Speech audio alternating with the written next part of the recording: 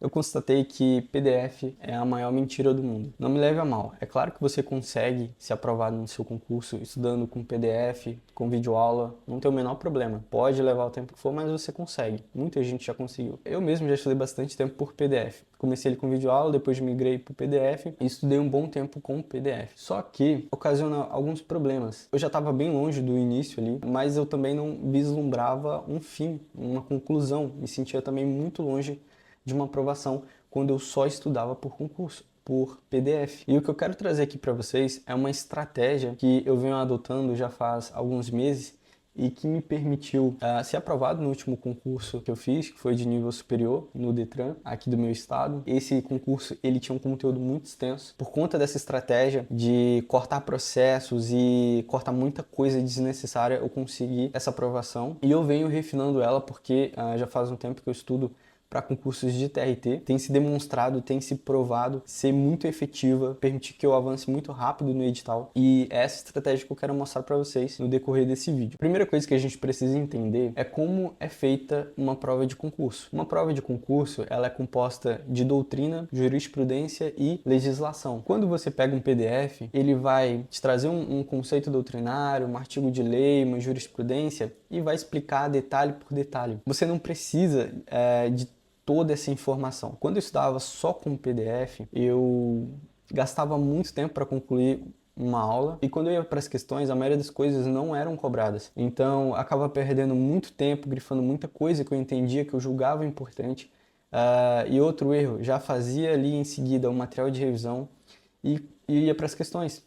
E não tinha muita coisa a ver ali com o que era cobrado. Então acabava perdendo muito tempo, não tinha ali um desempenho tão bom e, consequentemente, isso gera uma desmotivação no teu processo de estudo. Então, conforme eu fui amadurecendo no meu estudo, eu acabei me tornando mais independente desses conteúdos que são muito mastigados, que são muito explicativos. Você tem plena capacidade, você tem plena competência de entender um artigo de lei, de entender um conceito doutrinário, de entender uma jurisprudência. Você não precisa de muitas explicações, de muito conteúdo mastigado para você entender aquilo. Eu lembro que uma vez eu assisti uma entrevista de um cara que foi o primeiro colocado no concurso da Receita Federal, e ele falava que ele tinha num canto a lei no site do Planalto, em outro canto o material dele, questões, enfim. E ele ficava fazendo essas variações e eu pensava, caraca, mano, abrir a lei, quando você abre ali é uma porrada de texto, e eu tinha muito medo disso, eu tinha pavor de abrir a lei ali no site do Planalto e estudar por ela. Eu achava que eu não tinha a menor capacidade de fazer isso. Achava que só quem tinha se formado em direito conseguia fazer algo parecido. E não, cara, isso é a coisa mais simples do mundo. Depois que eu me tornei mais independente desse estudo, muito mastigado, muito explicativo, e passei a beber direto das fontes, que são de fato das questões e da legislação, eu me tornei, assim, muito mais produtivo no meu estudo. Eu reforço aqui, perca esse medo de estudar diretamente na fonte, de estudar diretamente na lei, de usar as questões a seu favor. Beleza, Monteiro, mas como que eu vou obter a doutrina, a jurisprudência necessária, que vai ser suficiente ali para eu dar o check nos tópicos do meu edital? Como que funciona, primeiramente, essa estratégia? Essa estratégia ela vai se basear em algumas coisas: no edital, nas questões e na legislação. Como que tu vai fazer? Tu vai pegar o teu edital, esse é o primeiro passo. Tu vai, por exemplo, ali na matéria de direito constitucional, tu vai lá nas questões, tu pode usar o TEC, o QConcursos, nesses dois sites de questões tu consegue fazer isso, que é filtrar naquela matéria em específico que tu vai estudar, quais são os tópicos mais cobrados. Depois que tu filtrou os tópicos que são mais cobrados, tu compara esses tópicos com o teu edital. É o que tu vai fazer? Tu não vai estudar na ordem que está no teu edital. Tu vai estudar na ordem do que foi mais cobrado. Então, tu começa dessa maneira. Porque é mais interessante tu começar a estudar os tópicos do que foi mais cobrado para o menos cobrado. Porque normalmente você não consegue fechar 100% de um edital. Sempre fica sobrando alguma coisa. E quando você começa do que foi mais cobrado para o menos cobrado, você pratica ali a regra de Pareto, que é assegurar que você tenha estudado ali os tópicos que geram a maioria dos resultados. Esse é o primeiro passo que você tem que fazer. Beleza, Monteiro, já selecionei aqui quais foram os tópicos mais cobrados da matéria, e já comparei isso com o meu edital. Então o próximo passo que tu vai fazer é pegar aquele tópico que tu vai estudar e selecionar questões somente dele. O que tu vai fazer? Eu gosto de selecionar da seguinte maneira: seleciono o tópico em específico, depois eu seleciono a banca do meu concurso e depois eu seleciono os últimos 10 anos. Também clico ali nas opções remover questões anuladas e desatualizadas, e aí dependendo da quantidade de questões ali que é apresentado, eu consigo também, se tiver muitas questões ainda, eu consigo aplicar o filtro de carreira, né? Por exemplo, colocar só questões de TRT ou só questões da área judiciária. Eu aplico esse filtro sempre que, mesmo aplicando ele, ainda sobre pelo menos 30 questões. Sim, 30 questões de um tópico específico é o suficiente para tu entender as nuances, todas as nuances daquele tópico. Lógico que no decorrer do tempo, quando tu voltar a fazer questões daquele tópico, tu abre esse leque, faz mais questões, restringe menos, tá? Para você ter mais opções de questões, mas num primeiro momento 30 questões é muito satisfatório ali para tu entender todas as nuances daquele tópico em específico. Beleza, Monteiro? Hierarquizei ali os tópicos do meu edital, selecionei ali as questões do tópico que eu vou estudar, e agora o que eu faço? Agora tu vai resolver aquelas questões. Depois que tu resolver as questões, vai ser a parte que tu vai mapear o que foi cobrado. E como que tu vai fazer isso? Tu pode abrir ali um bloquinho de notas e digamos que tu fez ali 30 questões de poder executivo, por exemplo. O que tu vai fazer? Tu vai questão por questão, abrindo ali o comentário do professor. No comentário do professor, ele já vai especificar qual que foi o artigo cobrado ali da alternativa correta, quais os artigos das alternativas erradas, e quando esse comentário do professor não for satisfatório, tu também pode dar uma olhada ali no comentário que a comunidade faz, que é muito, muito bom, realmente é muito elucidativo. A galera se empenha bastante em passar o conhecimento, em dar bizu ali para facilitar. E aí o que tu faz? Tu vai passando questão por questão, olhando ali o comentário do professor, e vai colocando ali os artigos que foram cobrados no teu bloquinho de notas. Quando terminar, o que vai acontecer? Tu vai ter ali um mapa do que é mais cobrado para aquele tópico. E se você seleciona ali, por exemplo, os últimos 10 anos de questões daquele tópico, daquela banca, irmão, tu vai perceber que existe um padrão. Existe ali artigos, parágrafos, enfim, incisos específicos que são muito mais cobrados do que outros. Tu vai perceber que tem coisa que é muito repetitiva. É impressionante como cobra aquilo, e outras coisas que você acha interessante, que você julgava ser importante, não cai, entende? Então imagine ali, quando você abre a Constituição Federal, a parte ali de poder executivo. Quando eu vou jogar isso no meu material de revisão, eu consigo ter um material de revisão pela metade do que eu faria se eu não tivesse feito esse mapeamento. Porque eu ia julgar coisas importantes que não são cobradas, e eu estou me atendo ali ao que de fato é cobrado. Então, quando eu termino esse mapeamento das questões, o passo seguinte é fazer o material de revisão. Percebe como é um passo invertido do que a maioria das pessoas fazem? A maioria das pessoas assistem aula, grifam PDF, fazem um material de revisão e aí depois vão para questões. E aí percebem que gastaram um tempo enorme com coisa que nunca vai ser cobrado, ou que, se for cobrado, é assim, exceção. E eu fazia muito isso, e eu constatei que isso é o que estava me fazendo dar passos muito curtos, né? Avançar muito pouco, progredir muito pouco no edital. Então, depois que você faz esse mapeamento das questões, consultando o comentário do professor ou da comunidade, o passo seguinte é tu fazer o teu material de revisão. O material de revisão, eu já fiz material de revisão no formato de resumo, de mapa mental, mas o que eu recomendo para você e o que eu uso hoje em dia, já faz algum tempo, é o Anki, uma ferramenta gratuita, onde você consegue construir, elaborar os seus próprios flashcards. E por que eu recomendo o Anki? Porque o Anki, ele tem um algoritmo inteligente. Ele vai, primeiramente, resolver um grande problema de todo mundo, que é gerenciar o agendamento ali das tuas revisões. Então, ele vai agendar as tuas revisões de maneira automática, com base no que tu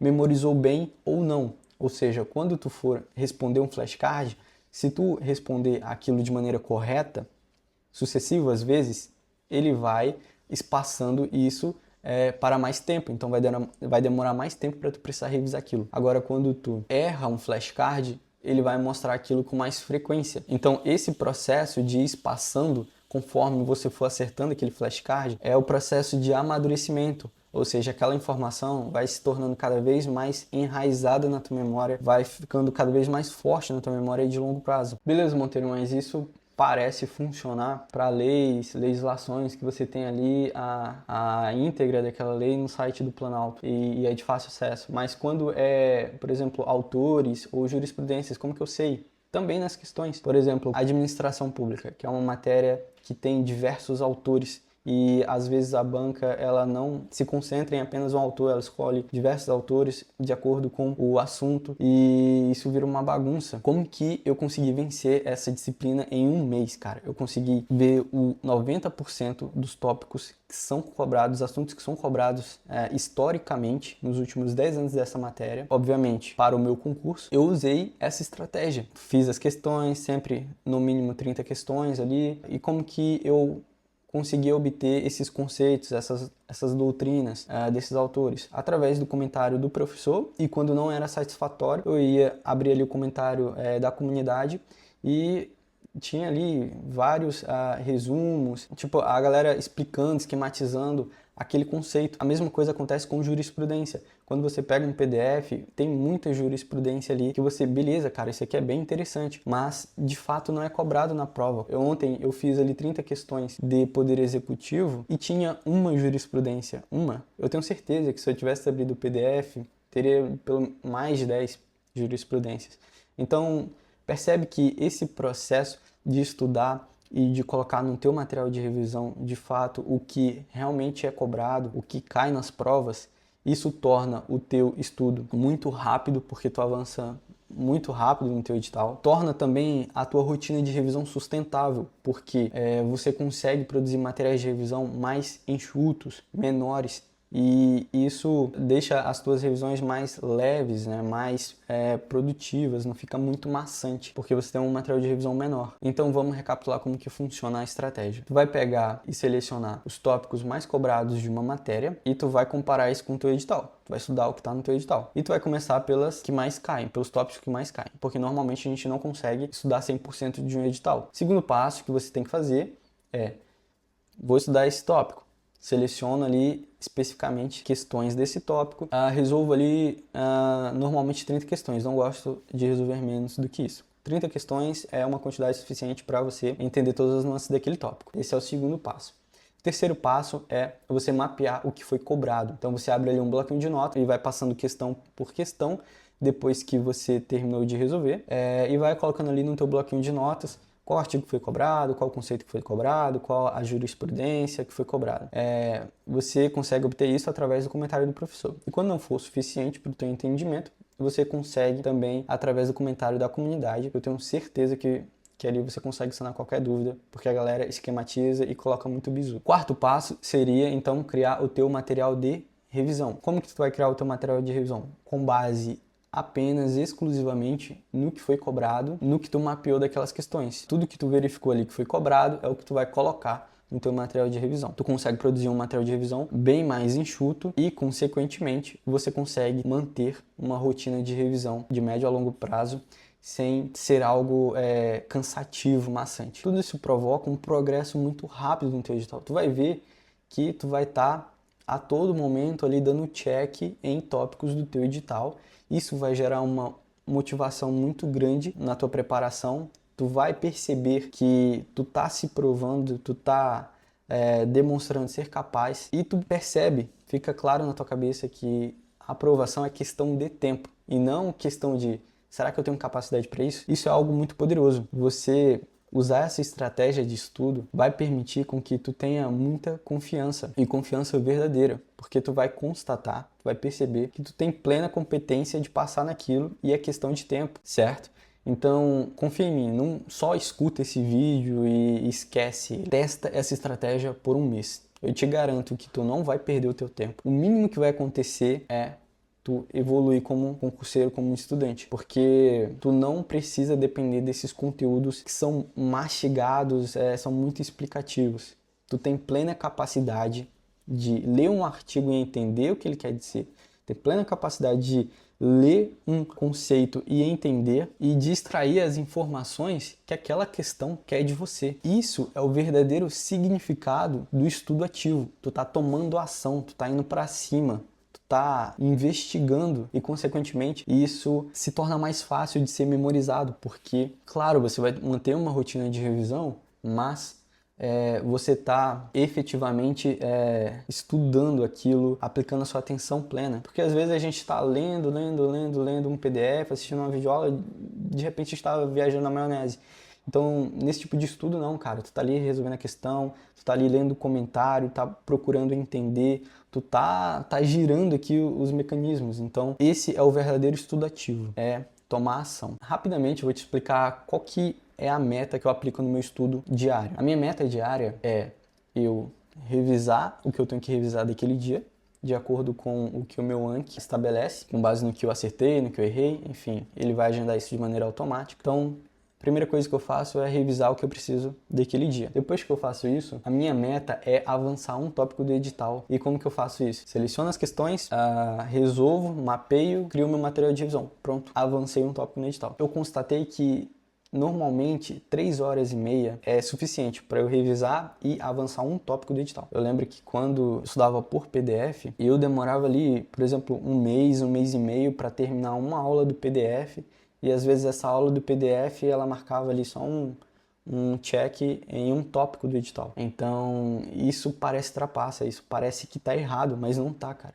Não precisa ser um estudo com essa morosidade absurda. Não precisa. Você consegue avançar no teu edital de maneira rápida e de maneira que seja realmente válido, que tu realmente, depois que terminou aquele tópico, tu tenha plenamente capacidade de resolver qualquer questão sobre aquilo. Confia, aplica isso, que eu tenho certeza que tu vai ter muito resultado. Se tem uma coisa aqui que tu vai ter aplicando essa estratégia é resultado. E é o que muito concurseiro precisa ter para ter ânimo e continuar a preparação, continuar estudando para o seu concurso.